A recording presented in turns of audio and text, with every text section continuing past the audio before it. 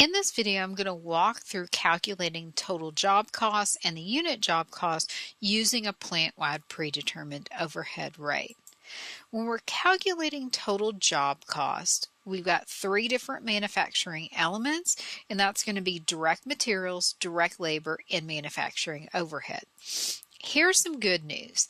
The direct materials and direct labor, we're going to use the actual information for the job, which is already given to us as $231 for materials and $153 for labor. Recall, both of these are direct. We can easily trace them so we can assign the actual cost. Manufacturing overhead, along the lines of what I've talked about in past videos, we're not so lucky. It's indirect. It's a catch-all category of all that other stuff, and we don't have an easy way of tracing it, so we're going to assign it based upon a predetermined overhead rate.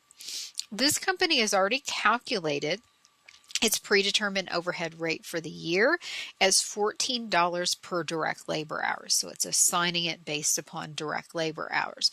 Now, here's where we hit a bit of a wrinkle. They don't actually tell us the number of actual direct labor hours, but we can use the information we have.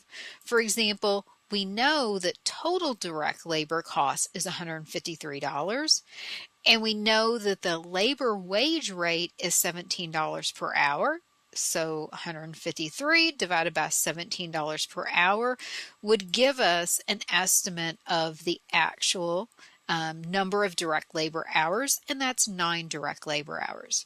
Again, I needed that information in order to assign our overhead to this job. The predetermined overhead rate is $14 per direct labor hours.